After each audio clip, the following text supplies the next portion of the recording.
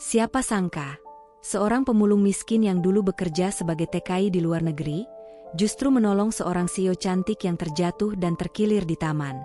Tapi setelah pertemuan itu, hidup keduanya berubah selamanya. Inilah kisah yang tak pernah mereka duga.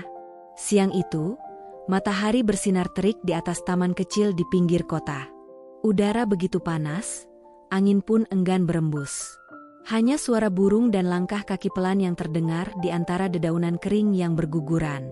Di sudut taman itu, seorang pria muda berkulit coklat tampak berjalan memanggul karung besar di pundaknya. Kaos biru mudanya sudah memudar, celana pendeknya lusuh, dan sandal jepit hijaunya nyaris putus. Dialah Wawan, seorang pemulung yang setiap hari mengais rezeki dari botol plastik dan kaleng bekas. Hidupnya keras, tapi di matanya selalu ada ketulusan yang tak pernah padam. Namun langkah Wawan tiba-tiba terhenti. Dari kejauhan, ia melihat pemandangan yang tak biasa. Seorang wanita cantik berambut coklat muda panjang tampak meringis, sambil memegangi pergelangan kaki kanannya di dekat jalur setapak taman. Wanita itu berpakaian rapi, mengenakan blazer abu-abu gelap, rok pendek senada, dan sepatu hak tinggi hitam yang jelas tak cocok dengan jalan tanah yang tidak rata. Tanpa pikir panjang, Wawan menjatuhkan karungnya dan berlari kecil mendekat. "Mbak, nggak apa-apa? Kakinya sakit?" tanyanya cemas. Wanita itu menoleh. Wajahnya menahan rasa sakit. "Iya, aku tersandung batu kecil," ujarnya lirih. Wawan langsung menawarkan bahunya untuk menopang tubuh wanita itu, lalu memapahnya duduk di bangku taman yang teduh. Ia menunduk, memperhatikan pergelangan kaki wanita itu yang tampak sedikit bengkak. "Saya pernah belajar mijat waktu kerja di luar negeri," ucap Wawan pelan tapi sopan. "Kalau Mbak nggak keberatan, boleh saya bantu." Wanita itu sempat ragu. Tangannya yang halus menatap jemari Wawan yang kotor oleh debu dan sisa sampah. Namun akhirnya, ia mengangguk pelan. Wawan pun mulai memijat perlahan. Gerakannya lembut tapi mantap, seperti tangan yang pernah terlatih. Tak sampai 10 menit, wanita itu tampak menghela napas lega. "Aneh, sakitnya mulai hilang," katanya heran. Wawan tersenyum kecil. "Syukurlah kalau ilmu saya bisa bermanfaat, Mbak." Wanita itu menatapnya lebih lama. Di balik pakaian lusuh dan wajah berkeringat, ia merasakan ketulusan yang jarang ditemui di dunia yang penuh kepura-puraan. "Namaku Zaskia," katanya lembut. "Kamu siapa?" "Wawan, Mbak. Saya pemulung." Zaskia tersenyum kecil. "Terima kasih, Wawan. Aku berhutang budi padamu." Wawan hanya menggaruk kepala. "Ah, nggak usah begitu, Mbak. Saya cuma kebetulan lewat aja." Beberapa menit kemudian, Zaskia mencoba berdiri. Ia menumpu perlahan pada kakinya, lalu tersenyum lega. "Ternyata kamu hebat juga, Wawan." Rasanya jauh lebih ringan. Wawan terkekeh kecil. "Dulu saya kerja di Korea, Mbak. Bos saya suka pegal, jadi saya belajar mijat dari teman di sana." Sekarang malah kepakai juga," ujarnya ringan. Zaskia menatapnya tak percaya. "Serius kamu pernah kerja di luar negeri?" "Iya," jawab Wawan tenang. "Tapi pas pulang, bisnis yang saya bangun bangkrut. Ya sekarang begini, jadi pemulung lagi." Namun wajahnya sama sekali tak menunjukkan rasa malu. Hidup mungkin menamparnya keras, tapi senyum itu tetap hangat. Senyum seseorang yang tahu caranya bersyukur. Ada sesuatu di mata Zaskia yang berubah, campuran antara kagum dan iba. "Kamu orang baik, Wawan. Dunia butuh lebih banyak orang kayak kamu," katanya lirih. Wawan mengangkat bahu. "Saya cuma orang biasa, Mbak. Sama kayak orang lainnya." Zaskia lalu melirik jam tangannya. "Aku harus ambil mobil di ujung taman. Tapi, boleh aku minta tolong satu hal?" "Tentu, Mbak. Apa aja?" "Antar aku ke mobil, ya." Takutnya keseleo lagi. Tanpa ragu, Wawan kembali membantu Zaskia berjalan menyusuri jalan setapak. Sesekali mereka tertawa kecil, mendengar candaan sederhana dari Wawan yang membuat suasana jadi ringan. Setibanya di dekat sedan hitamnya, Zaskia menatap Wawan sekali lagi. "Wawan, kamu kerja di mana selain ngumpulin barang bekas?" "Ya di mana aja, Mbak.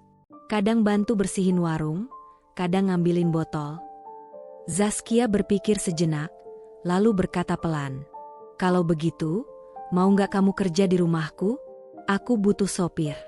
Dan mungkin, ilmu pijat kamu juga bisa berguna nanti." Wawan tertegun. Nyaris tak percaya dengan apa yang baru ia dengar. "Saya kerja di rumah Mbak." Zaskia tersenyum hangat. "Iya, kalau kamu mau, mulai hari ini." Wawan menunduk, menatap tangannya yang dekil. "Kalau Mbak nggak keberatan, saya siap." Sore itu, mobil hitam Zaskia berhenti di depan rumah megah bergaya modern di kawasan elit Jakarta Selatan. Wawan turun perlahan, menatap takjub pada pagar tinggi, taman rapi, dan kaca bening yang memantulkan cahaya jingga matahari. Ia merasa seperti berdiri di depan dunia lain, jauh dari tumpukan sampah dan bau plastik yang selama ini menemaninya. "Masuklah," kata Zaskia sambil tersenyum. "Mulai sekarang, kamu tinggal di sini. Kamar kamu ada di belakang." Wawan mengangguk canggung. Langkahnya terasa ragu ketika menyentuh lantai marmer yang dingin. "Rumahnya bagus banget, Mbak. Saya takut ngotorin," ucapnya pelan. Zaskia tertawa kecil. "Nggak apa-apa, santai aja." Beberapa menit kemudian, Zaskia memperkenalkan Wawan kepada dua asisten rumah tangganya. Mereka sempat saling pandang, heran melihat seorang pria lusuh berdiri di ruang tamu majikannya. Namun Zaskia langsung menegaskan, "Mulai hari ini, Wawan kerja di sini. Tolong dibantu, ya." Malam harinya, Wawan duduk di kamar kecil di belakang rumah. Ia menatap langit-langit putih sambil menarik napas panjang. Di dadanya, ada campuran antara syukur, gugup, dan sedikit ketakutan akan masa depan. "Ya Tuhan, semoga kali ini saya nggak salah langkah lagi," gumamnya pelan. Keesokan paginya, sinar matahari menembus tirai besar rumah megah itu. Hari itu adalah hari pertama Wawan resmi bekerja untuk Zaskia, wanita cantik dan tegas yang kini menjadi majikannya. "Wawan, antar aku ke kantor ya," ucap Zaskia lembut sambil mengenakan blazer abu-abu. Dengan gugup, Wawan mengangguk. Tangannya sedikit bergetar saat memegang setir mobil mewah itu. Bagi tangannya yang terbiasa menggenggam karung dan botol bekas, setir mobil seharga ratusan juta itu terasa seperti sesuatu yang suci dan menakutkan. Di kursi depan, Zaskia memperhatikannya lewat kaca spion. Ada senyum kecil di wajahnya. "Kamu nyetirnya hati-hati banget. Aku suka," katanya pelan. Wawan tersenyum canggung. "Saya takut nabrak mobil semahal ini, Mbak," ujarnya jujur. Zaskia tertawa kecil. "Tenang aja, aku percaya kamu bisa." Hari demi hari pun berlalu. Wawan mulai terbiasa dengan ritme di rumah besar itu. Ia bangun paling pagi, menyapu halaman, mencuci mobil, dan memastikan semuanya rapi sebelum Zaskia berangkat kerja. Sementara Zaskia, yang terbiasa hidup disiplin dan penuh tekanan, mulai menikmati keberadaan pria sederhana itu di rumahnya. Suatu sore, sepulang dari kantor, Zaskia tampak kelelahan. Ia melepaskan blazernya, lalu menjatuhkan tubuhnya ke sofa ruang tengah. "Wawan, pijatin punggungku ya, rasanya pegal banget," pintanya pelan. Wawan yang saat itu sedang menyapu teras segera menghampiri. "Siap, Mbak. Tapi saya cuci tangan dulu ya." Beberapa menit kemudian, ia mulai memijat perlahan bahu Zaskia yang tegang. Suasana rumah menjadi begitu hening. Hanya ada detak jam dinding dan napas mereka yang beriring lembut. Zaskia menutup mata. "Kamu tahu, Wan, sudah lama aku nggak merasa setenang ini," ucapnya lirih. Wawan tersenyum kecil tanpa berhenti memijat. "Tenang itu murah, Mbak. Kadang cuma butuh santai sendirian aja," jawabnya sederhana. Zaskia tertawa kecil, suaranya lembut seperti gumaman. "Aku suka cara bicaramu yang menenangkan." Wawan hanya tersenyum, dan keduanya terdiam. Ada sesuatu di udara, sesuatu yang hangat dan lembut, yang tumbuh pelan-pelan di antara dua hati dari dunia yang berbeda. Namun, kehangatan itu ternyata tak luput dari mata orang lain. Beberapa karyawan di kantor Zaskia mulai berbisik-bisik, menyebar gosip bahwa sang CEO tengah dekat dengan sopirnya sendiri. Dan ketika kabar itu akhirnya sampai ke telinga Zaskia, wajahnya langsung menegang. Malam itu, di ruang kerjanya yang sunyi, Zaskia termenung lama. Apa aku sudah terlalu dekat dengannya? Batinnya ragu. Tapi setiap kali ia teringat wajah Wawan yang tulus dan polos, hatinya justru menolak untuk menjauh. Sejak gosip itu beredar, Zaskia jadi sering gelisah. Tatapan sinis beberapa pegawainya di kantor terasa seperti jarum-jarum kecil yang menembus ketenangan hatinya. Dan setiap kali ia melihat Wawan menunggu di parkiran dengan wajah sabar, perasaannya jadi campur aduk, antara takut, malu, dan rindu. Suatu pagi, ia akhirnya memutuskan untuk bicara. Di dalam mobil, saat perjalanan menuju kantor, Zaskia menatap jalan dengan pandangan kosong. Wawan, mulai besok kamu gak usah antar aku ke kantor dulu. Aku nyetir sendiri aja, ya. Wawan menoleh cepat, wajahnya kaget. Saya salah, Mbak. Kalau ada yang kurang, bilang aja. Saya perbaiki. Zaskia menahan napas, menatap keluar jendela. Bukan, Wan, aku cuma butuh waktu sendiri. Orang-orang di kantor mulai ngomong yang enggak-enggak. Hening. Suara mesin mobil terdengar lebih keras dari biasanya. Wawan menggenggam setir erat-erat, menelan kecewa yang menyesakkan dada. Kalau itu bikin Mbak tenang, saya nurut aja. Saya cuma pengen kerja dengan baik. Itu aja. Hari-hari berikutnya terasa hampa. Wawan kembali mengurus taman dan mobil seperti biasa. Sementara Zaskia lebih sering lembur, seolah sengaja menenggelamkan diri dalam pekerjaan. Namun di jarak itu, tanpa sadar, Zaskia mulai merindukan sesuatu. Rumahnya terasa sepi tanpa suara Wawan yang biasa menyapa setiap pagi. Malam itu hujan turun deras. Zaskia pulang larut, dan begitu memasuki garasi, ia melihat Wawan masih terjaga di sana. Kamu belum tidur? Tanyanya lembut. Wawan tersenyum. Saya nggak tenang kalau Mbak belum pulang. Ada kehangatan yang menembus dinding hati Zaskia. Ia menatap pria itu lama, sebelum berkata pelan. Wawan, kadang kamu bikin aku lupa, kalau kita berasal dari dunia yang beda. Wawan tertawa kecil. Dunia kita memang beda, Mbak. Tapi langitnya tetap sama. Saya cuma numpang di bawah langit Mbak sebentar aja. Zaskia menunduk. Kata-kata itu sederhana, tapi entah kenapa terasa begitu dalam, menembus jauh ke relung hatinya. Beberapa hari setelah hujan itu, suasana rumah kembali hangat. Zaskia mulai menyapa Wawan seperti dulu, meski tetap menjaga jarak. Namun, takdir rupanya punya rencana lain. Malam itu, Zaskia baru pulang dari rapat. Gerimis turun, dan jalanan kompleks tampak sepi. Begitu mobil berhenti di depan pagar, dua pria asing muncul entah dari mana, menodongkan pisau ke arahnya.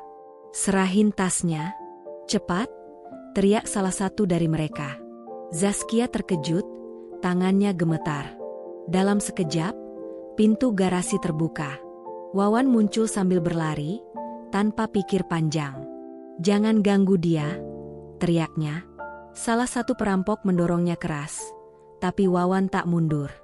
Ia meraih sebatang kayu sapu dan menangkis pisau yang melayang ke arahnya. Pertarungan singkat pun terjadi di tengah hujan gerimis. Suara teriakan warga mulai terdengar dari kejauhan. Para pelaku panik, lalu kabur, meninggalkan Zaskia yang terduduk lemas di depan mobil. Dalam pelukan Wawan, Zaskia menangis. Hujan turun semakin deras, tapi bagi keduanya, malam itu terasa hangat. Karena tanpa disadari, di tengah luka dan bahaya, dua hati yang berbeda dunia itu baru saja menemukan arti keberanian dan cinta yang tulus. Malam itu, napas Zaskia tersengal-sengal. Ia berlari ke arah Wawan yang berdiri dengan lengan kiri berlumuran darah. Wawan, kamu gak apa-apa? Tanyanya dengan suara gemetar. Wawan tersenyum tipis, menahan sakit. Luka kecil, Mbak.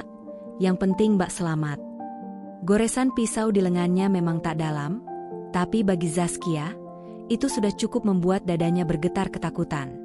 Zaskia memaksa Wawan duduk di ruang tamu malam itu. Dengan tangan yang masih gemetar, ia membersihkan luka di lengan pria itu sendiri. Kamu jangan nekat lagi, Wawan. Kalau tadi lukanya parah gimana? Wawan hanya tersenyum lembut. Kalau saya diam aja, malah nyesel seumur hidup, Mbak. Tatapan mereka bertemu lama, hening. Di balik sorot mata Wawan yang sederhana, Zaskia merasakan sesuatu yang tak bisa ia tolak lagi. Rasa kagum yang selama ini ia pendam, perlahan berubah jadi cinta. Namun di saat yang sama, ia juga sadar, cinta itu tidak mudah. Mereka datang dari dunia yang berbeda. Ia seorang CEO muda, sementara Wawan hanyalah sopir sederhana yang bahkan tak punya rumah. Sejak malam itu, hubungan mereka berubah. Zaskia sering memanggil Wawan makan bersama, kadang hanya duduk di teras belakang sambil minum teh. Percakapan mereka sederhana, tentang cuaca, pekerjaan, atau bunga yang baru mekar di taman. Namun setiap kata yang keluar dari bibir Wawan selalu berhasil menenangkan Zaskia yang penat dengan urusan bisnis dan dunia yang dingin. Suatu sore, Zaskia berkata pelan, "Wawan, kamu sadar nggak, kalau kamu selalu bisa bikin aku tenang?" Wawan menatap taman kecil di belakang rumah, tersenyum. "Syukurlah kalau saya bisa bikin Mbak tenang." Kalimat itu begitu sederhana, tapi menusuk dalam. Zaskia ingin membalas ketulusan itu, bukan dengan uang, tapi dengan perhatian yang tulus. Namun semakin ia peduli, semakin ia takut. Di depan cermin malam itu, Zaskia berbisik lirih. Apa aku bodoh kalau mencintai pria seperti dia? Namun dadanya yang berdebar setiap kali Wawan tersenyum memberi jawaban yang berbeda. Sementara itu, di sisi lain rumah, Wawan justru gelisah. Ia sadar, tatapan Zaskia padanya kini tak sama lagi. "Jangan sampai saya bikin hidupnya susah," gumamnya pelan. "Saya cuma orang kecil, gak pantas buat dia." Namun setiap kali ia mencoba menjauh, Zaskia justru makin mencari kehadirannya. Sampai suatu malam, listrik rumah padam karena hujan deras. Dalam gelap, Zaskia memanggil pelan, "Wawan, duduk sini ya, aku takut." Wawan menyalakan lilin kecil, duduk di lantai tak jauh dari Zaskia. Cahaya temaram lilin memantulkan wajah mereka berdua. Hangat, tenang, dan anehnya begitu dekat. Beberapa minggu kemudian, Zaskia mengajak Wawan ke sebuah kegiatan sosial. "Kamu ikut aku ke panti asuhan hari ini, ya? Aku butuh bantuan," katanya pagi itu. Wawan mengangguk sopan, mengenakan kemeja sederhana yang baru dibelikan Zaskia. Sesampainya di sana, Zaskia tampak terdiam di depan bangunan tua dengan cat yang mulai mengelupas. "Dulu aku sering kesini sama ibu," katanya lirih. "Tapi setelah beliau meninggal, aku jarang datang lagi." Wawan menatapnya lembut. "Mungkin karena Mbak sibuk. Tapi yang penting sekarang Mbak datang lagi." Namun di tengah kegiatan, Zaskia dikejutkan oleh suara anak-anak kecil yang berlari menghampiri. "Itu Kak Wawan," seru salah satu dari mereka. Zaskia menoleh, terkejut. "Wawan, kamu kenal mereka?" Wawan menunduk, tersenyum malu. "Iya Mbak, waktu saya masih jadi pemulung, saya sering kesini. Kadang ngasih makanan, sekadar bantu mereka makan." Zaskia terdiam. Dadanya seperti diremas. Pria sederhana yang selama ini ia tolong, ternyata jauh lebih berhati mulia daripada dirinya. Air matanya nyaris jatuh ketika berbisik, "Kamu tahu, Wan, kamu bikin aku malu. Aku punya segalanya, tapi sering lupa berbagi." Wawan hanya tertawa kecil. "Jangan gitu Mbak. Saya cuma ngelakuin apa yang bisa." Dalam perjalanan pulang, suasana di mobil hening. Namun keheningan itu hangat. Zaskia memandangi wajah Wawan lewat kaca spion, merasakan kekaguman yang tulus. Untuk pertama kalinya, ia melihat Wawan bukan sebagai sopir, tapi sebagai manusia yang mengajarinya arti rendah hati. Malam itu, hujan kembali turun deras. Zaskia baru pulang dari rapat panjang, tubuhnya lelah. Di depan rumah, Wawan sudah berdiri dengan payung besar. "Mbak, hati-hati, licin," katanya pelan, menuntunnya masuk. Namun langkah Zaskia terpeleset di lantai basah. Refleks, Wawan meraih tubuhnya. Mereka jatuh bersama ke lantai. Posisi terlalu dekat. Napas mereka beradu, dada Wawan terasa hangat di dada Zaskia. Beberapa detik mereka terdiam. Tak ada suara selain hujan di luar jendela, dan dua hati yang mulai berdetak dalam irama yang sama. Wajah Wawan menegang. Dengan cepat, ia bangkit dan mundur beberapa langkah. "Maaf, Mbak, saya nggak sengaja," ucapnya gugup, suaranya bergetar di antara derasnya hujan yang masih menetes di luar. Zaskia terdiam. Pipinya memerah, matanya menatap tanpa kata. "Tidak apa-apa, Wan. Aku juga yang ceroboh," ujarnya pelan. Tapi nada suaranya gemetar, seolah menahan sesuatu yang tak bisa diucapkan. Dalam hati, Zaskia tahu, ada sesuatu yang perlahan tumbuh di antara mereka. Sesuatu yang tak bisa disembunyikan, meski batas status sosial berdiri seperti dinding tinggi di antara keduanya. Malam itu, Zaskia berdiri di balik jendela kamarnya. Dari sana ia melihat Wawan di garasi, masih menata motor dengan pakaian basah kuyup. Tanpa berpikir panjang, Zaskia turun ke bawah sambil membawa handuk dan pakaian kering. "Kamu bisa sakit kalau terus kehujanan," katanya lembut sambil menyerahkan bungkusan itu. Wawan menolak halus. "Saya nggak apa-apa, Mbak. Lagian ini memang tugas saya." Zaskia menatapnya dalam. "Tugasmu bukan untuk sakit," ucapnya lirih, nyaris seperti bisikan. Beberapa detik mereka saling menatap dalam diam, sampai akhirnya Zaskia melangkah pergi, meninggalkan aroma sabun dan bunga dari tubuhnya yang membuat dada Wawan bergetar hebat. Ia menatap handuk di tangannya lama, tak tahu harus merasa bahagia atau takut. Sementara itu, di kamar atas, Zaskia menatap bayangan dirinya di cermin.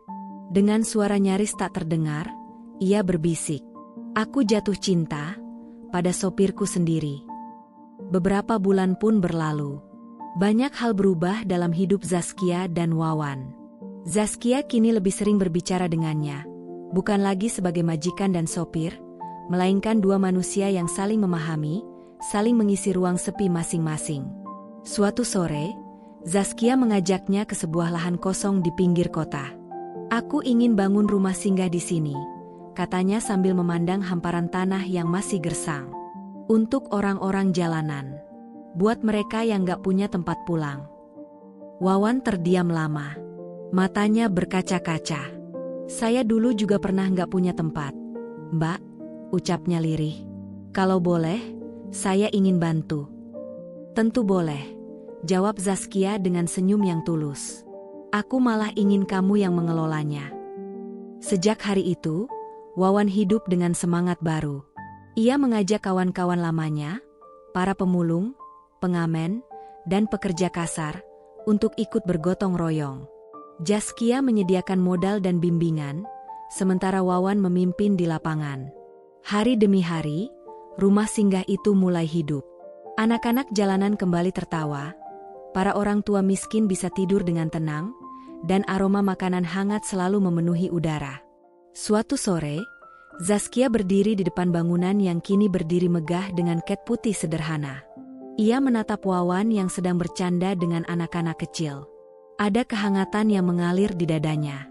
Saat pria itu mendekat, Zaskia berkata pelan, "Kamu tahu, Wan, kalau bukan karena kamu, mungkin aku gak akan pernah tahu arti hidup yang sebenarnya."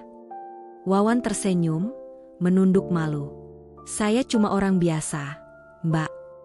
"Justru itu yang luar biasa," balas Zaskia lembut. Mereka berdiri berdampingan menatap senja yang perlahan tenggelam di balik atap rumah singgah itu. Tak ada janji cinta, tak ada kata selamanya. Hanya dua hati yang saling menghormati, saling memahami, dan bekerja untuk sesuatu yang lebih besar dari perasaan, kebaikan. Di bawah langit yang dulu murung, kini tumbuh cahaya baru. Tempat di mana cinta tak lagi soal siapa yang kaya atau miskin, melainkan tentang siapa yang mau berbagi. Terima kasih sudah menyimak cerita ini. Jangan lupa untuk like video ini, subscribe channel kami, agar tidak ketinggalan cerita menarik lainnya. Sampai jumpa di cerita berikutnya.